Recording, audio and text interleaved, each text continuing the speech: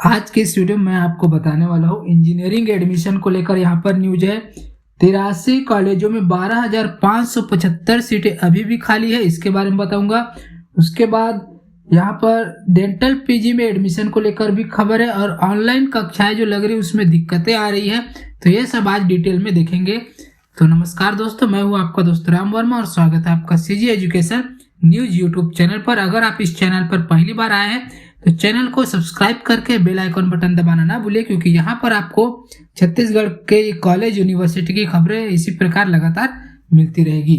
तो चलिए फटाफट शुरू करते हैं। तो ये जो आज न्यूज बता रहा हूँ इसको मैं अपने ब्लॉग से बता रहा हूँ। ये न्यूज का सोर्स मेरा ब्लॉग है जहाँ पे खबरें लिखी गई है, तो इस सभी खबरों को आप मेरे ब्लॉग पर भी पढ़ सकते हैं। इसका लिंक मैं आपको डिस्क्रिप्शन में दूंगा। तो चलिए शुरू करते हैं आज की डेट में। सबसे पहले कंप्यूटर साइंस में यहाँ पर सब ज्यादा एडमिशन हुए हैं। तो प्रदेश में इंजीनियरिंग कॉलेज में चल रही एडमिशन को लेकर यह खबर है। तो पहले चरण की काउंसलिंग में आवंटित 3,818 सीटों में से 2,991 सीटों पर एडमिशन हुआ है। एडमिशन की लगभग आधी सीटें अकेले कंप्यूटर साइंस इंजीनियरिंग CSE से भरी है। इंजीनियरिंग कॉलेजों में एडमिशन ले चुके 2,991 में से 1,450 सीटें CSE की है। मैकेनिकल, IT, इलेक्ट्रिकल का तो बुरा हाल ही है। CSE से अलग आर्टिफिशियल इंटेलिजेंस की सीटों पर भी एडमिशन का हालत खराब है। प्रदेश में इंजीनियरिंग की कुल 11,291 सीटें हैं। 3,818 सीटें आवंटित हुई थी।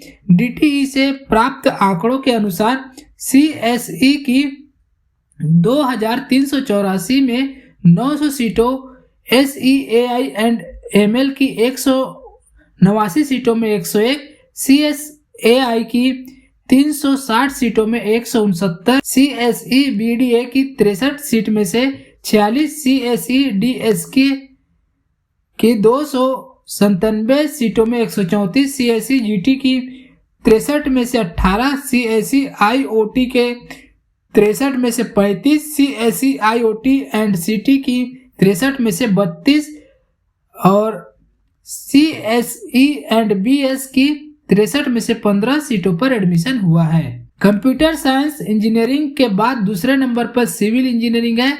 सिविल इंजीनियरिंग की 2010 सीटों में से 459 सीटों पर एडमिशन हुआ है। मैकेनिकल, इलेक्ट्रिक से स्थिति अच्छी है। मैकेनिकल, IT, इलेक्ट्रिकल की स्थिति भी खराब है। पहले चरण के एडमिशन में मैकेनिकल इंजीनियरिंग का सबसे बुरा हाल है। 1998 सीटें मैकेनिकल की है, इसमें मात्र 271 सीटों पर एडमिशन हुआ है। Electrical engineering, electrical and electronics, information technology, electronics and telecommunication engineering में एडमिशन की हालत भी खस्ता है। इलेक्ट्रिकल इंजीनियरिंग की 285 सीटों में 215 सीटें, इलेक्ट्रिकल एंड इलेक्ट्रॉनिक्स की 699 में से 138 सीट, इंफॉर्मेशन टेक्नोलॉजी की 557 सीटों में से 135 और इलेक्ट्रॉनिक्स एंड टेलीकम्युनिकेशन इंजीनियरिंग की 983 सीटों में से 196 सीटों पर एडमिशन हुआ है। कोरबा से खबर है। तो कुसमुंडा, दीपका, गेवरा, कोरबा शहर, जमनी, पाली, NTPC, बाकी मोगरा, बलगी, हरदी बाजार क्षेत्र के युवाओं के लिए अब अच्छी पढ़ाई पाने के लिए कहीं बाहर जाने की आवश्यकता नहीं है। जिप्सम प्रोफेशनल कॉलेज कुसमुंडा, जिसका संबंध अटल बिहारी वाजपेयी विश्वविद्यालय बिलासपुर से है, जहां BA, BCom, BCA, DCA एवं PGDCA के संकाय में एडमिशन प्रक्रिया प्रारंभ कर दी है। एडमिशन की लास्ट डेट 25 अक्टूबर है। जिप्सा प्रोफेशनल कॉलेज का कैंपस 10 एकड़ में फैला है, जहां स्टूडेंट के लिए खेल कूद के लिए फुटबॉल, क्रिकेट का मैदान और साथ में 10,000 वर्ग फीट में गार्डन भी बना है। साथ ही डिजिटल और प्रोजेक्टर युक्त क्लासेस भी है। जिप्सा प्रोफेशनल कॉलेज कैंपस में स्टूडेंट के लिए सभी सुविधाएं उपलब्ध है। संत गहिरा गुरु यूनिवर्सिटी के अधीन संचालित 83 कॉलेजों में अभी भी 12,575 सीटें खाली हैं। एडमिशन के लिए संभाग के 66,000 स्टूडेंट के द्वारा ऑनलाइन पंजीयन किया गया था, मगर 18,425 स्टूडेंट ने ही कॉलेज में एडमिशन लिया है। वही 47,575 स्टूडेंट ने ऑनलाइन पंजीयन कराने के बावजूद कॉलेजों में एडमिशन नहीं ली। कॉलेज में सीटों के खाली रहने पर यूनिवर्सिटी प्रबंधन के द्वारा एडमिशन की तारीख फिर से बढ़ाकर 25 अक्टूबर कर दी गई है।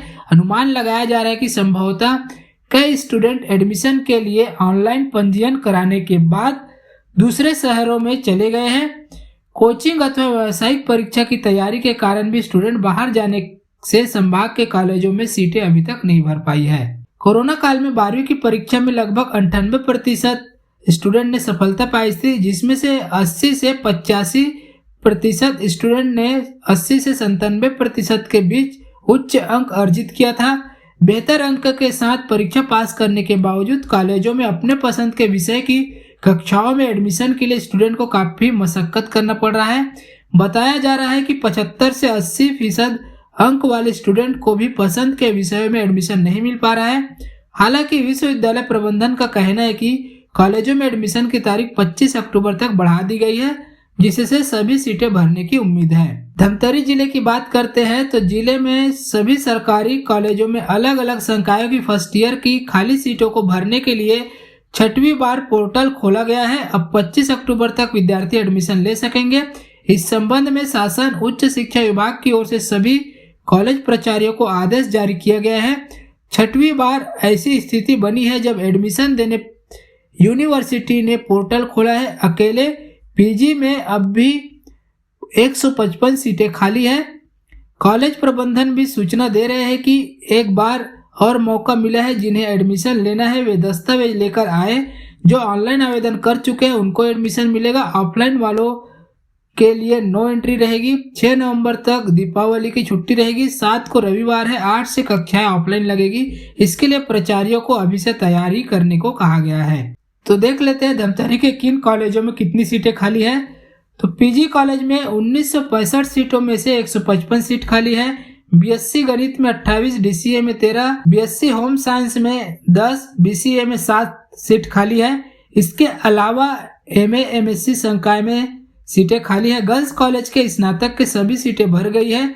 नवीन कॉलेज कंडेल में बीए बीएससी बायो साइंस की सीटें भर गई है। बीकॉम और बीएससी गणित की कुछ सीटें खाली है। महर्षि वेदव्यास कॉलेज भखारा में सभी सीटें भर गई है। शासकीय नवीन कॉलेज आमदी में करीब 83 सीटें खाली है। सुखराम नागे कॉलेज में 50 से अधिक सीटें अलग अलग संकायों में खाली है। प्रदेश में डेंटल पीजी यानी एमडीएस की सीटों पर पहली ऑनलाइन काउंसलिंग प्रक्रिया के तहत 67 सीटें आवंटित हो गई है। दरअसल प्रदेश में डेंटल कॉलेज में पीजी के लिए 131 सीटों पर केवल 116 स्टूडेंट ने ऑनलाइन काउंसलिंग के लिए आवेदन दिए थे, जिसमें से 67 सीट अलॉट हुई है। स्क्रूटनी के लिए 23 अक्टूबर शाम 4 बजे तक का समय रखा गया है। 24 अक्टूबर को शाम 4 बजे तक स्टूडेंट कॉलेज में एडमिशन ले सकेंगे। वहीं पहले आवंटन में एडमिशन के बाद स्टूडेंट 25 अक्टूबर तक सर्वर टाइम 2 बजे तक अपग्रेडेशन का चयन कर सकेंगे। अंबिकापुर से खबर है तो कॉलेज में क्लासेस में ऑनलाइन पढ़ाई से विद्यार्थी को परेशानियों का सामना करना पड़ रहा है। स्टूडेंट ने कहा कि ऑनलाइन क्लास में नेट में बाधा आने के कारण कभी वीडियो तो कभी ऑडियो रुक रही है, जिससे स्टूडेंट को ऑनलाइन पढ़ाई में विषय वस्तु ही समझ नहीं आ रहा है। इन्हीं सब परेशानियों को लेकर स्टूडेंट ने आज आजाद सेवा संघ के बैनर तले उच्च शिक्षा विभाग के अपर संचालक को ज्ञापन सौंपकर समस्याओं का समाधान किए जाने की मांग की है। अपर संचालक द्वारा ऑनलाइन क्लासेस की परेशानियों को दूर करने आश्वासन देते हुए बताया गया है कि आवश्यकता अनुरूप ऑफलाइन कक्षाएं भी आरंभ की जाएगी। स्टूडेंट ने कहा कि कॉलेज में 5 अक्टूबर से संभाग स्तरीय ऑनलाइन क्लासेस शुरू की गई है। ऑनलाइन क्लास में जुड़ते समय अपने आप यूट्यूब शुरू हो जा रहा है, जिससे स्टूडेंट की शंकाओं का समाधान नहीं हो पा रहा है। SECL junior data entry operator की लिखित परीक्षा को रद्द कर अब 31 को फिर से परीक्षा ली जानी है। परीक्षा रद्द किए जाने के मामले में दोषी से आर्थिक क्षति की वसूली व दंड की मांग को लेकर कोल एम्प्लॉयज वेलफेयर एसोसिएशन ने SECL निर्देशक कार्मिक को पत्र लिखा है। CEWA के केंद्रीय सचिव संजीव श्रीवास्तव ने लिखे पत्र में कहा है कि रद्द हुई परीक्षा में सम्मिलित प्रतिभागियों को कंपनी द्वारा उक्त दिवस का वेतन और यात्रा का भत्ता का भुगतान किया गया, जो लगभग 25 लाख रुपए से कम नहीं होगा।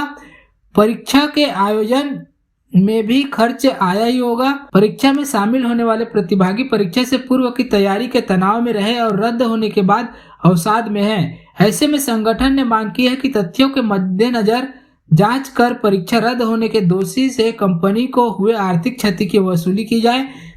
प्रतिभागियों के तनाव व अवसाद को लेकर यथोचित दंड दिया जाए। मांगों पर कार्रवाई नहीं किए जाने पर केंद्रीय सचिव ने उचित मंच पर मांग उठाने बाध्य होने की बात कही है। SCCL में जूनियर डाटा एंट्री ऑपरेटर प्रशिक्षु TNS ग्रेड E पद पर विभागीय चयन के लिए विगत 11 जुलाई को बिलासपुर में लिखित परीक्षा हुई थी। उक्त परीक्षा को प्रश्नों व वैकल्पिक जवाबों में त्रुटि के कारण 25 सितंबर को रद्द कर दी गई थी। अब उक्त लिखित परीक्षा 31 अक्टूबर रविवार को बिलासपुर में फिर से आयोजित की जाएगी। लिखित परीक्षा का स्थान एवं समय आदि का उल्लेख करते हुए एडमिट कार्ड संबंधित क्षेत्रीय कार्मिक प्रबंधक के माध्यम से जारी किए जाएंगे। तो ये था दोस्तों छत्तीसगढ़ के शिक्षा से जुड़ी हुई तमाम खबरें। ये खबरें आपको कैसी लगी, अच्छी लगी तो लाइक कीजिए और ऐसे ही लेटेस्ट अपडेट पाने के लिए चैनल को सब्सक्राइब कीजिए और इस न्यूज को पढ़ने के लिए डिस्क्रिप्शन में ब्लॉग का लिंक है, उसमें जाकर ये खबर को आप पढ़ भी सकते हैं। धन्यवाद, मिलते हैं अगले वीडियो में।